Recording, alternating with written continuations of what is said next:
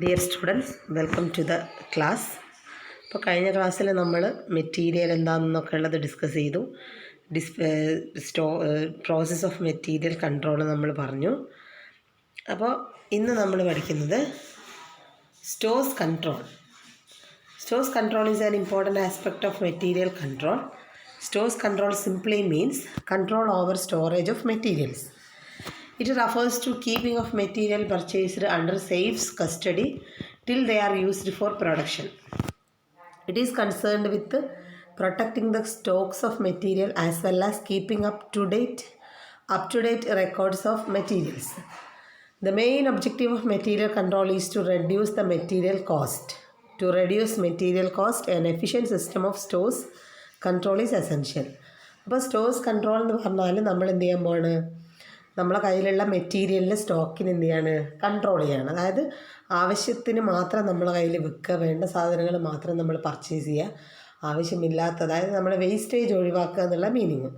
Cost കുറയ്ക്കാൻ വേണ്ടി നല്ലൊരു സ്റ്റോഴ്സ് കൺട്രോൾ സിസ്റ്റം എങ്ങനെ ചെയ്യാമെന്നുള്ളതാണ് നമ്മളിവിടെ നോക്കുന്നത്. എന്തൊക്കെയാണ് ഫങ്ഷൻസ്, ഡ്യൂട്ടീസ്, റെസ്പോൺസിബിലിറ്റീസ് നോക്കാം.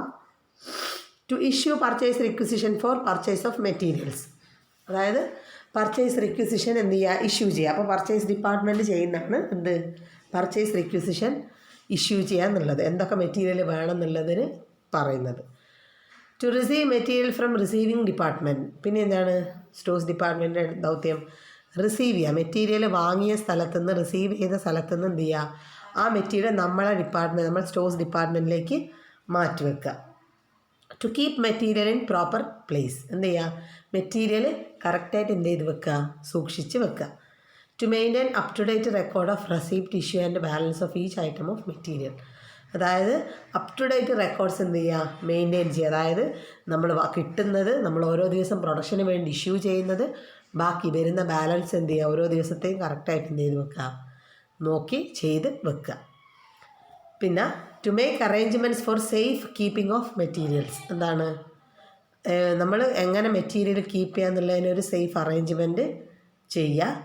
Then to report on waste, scrap and obsolete stock, എന്താണ് വേസ്റ്റ് സംഭവിക്കുന്നുണ്ടോ, സ്ക്രാപ്പ് ഉണ്ടോ, ഇതൊക്കെ നമ്മൾ റിപ്പോർട്ട് ചെയ്യുക.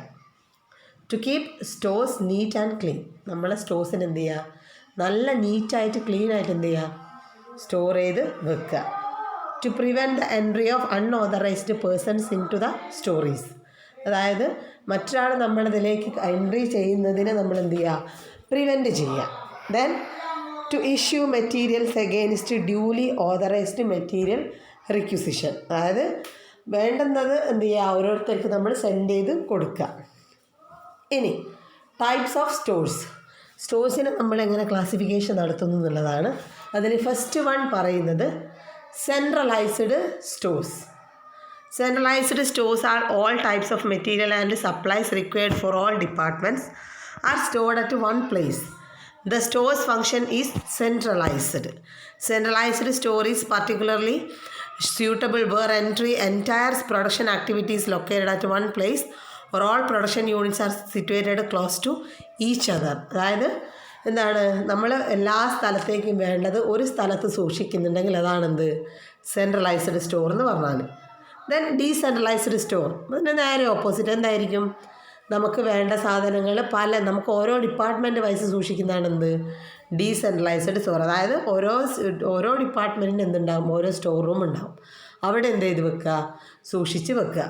In case of decentralised store, separate store room is maintain at each department.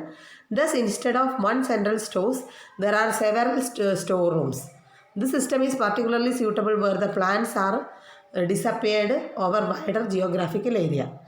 ഇതാണെന്ത്, decentralised store എന്ന് പറഞ്ഞാൽ. Then central store with sub store means this is a combination of centralised store and decentralised store.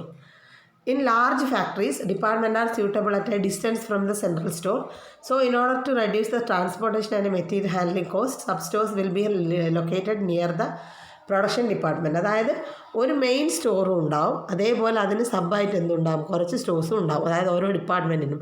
ഇപ്പോൾ വലിയ കമ്പനീസൊക്കെ ആകുമ്പോൾ എന്താണ്, പല സ്ഥലത്തായിട്ടായിരിക്കും എന്തുണ്ടാവുക, അതിൻ്റെ department സ്ഥിതി ചെയ്യുക. അപ്പോൾ ഓരോ സ്ഥലത്ത് എത്തിക്കാനുള്ള ബുദ്ധിമുട്ട് കൊണ്ടാണ് എന്ത് ചെയ്യുന്നത്, ഇങ്ങനെ ഓരോ ഡിപ്പാർട്ട്മെൻറ്റ് വൈസ് സ്റ്റോർ റൂം തുറക്കുന്നത്.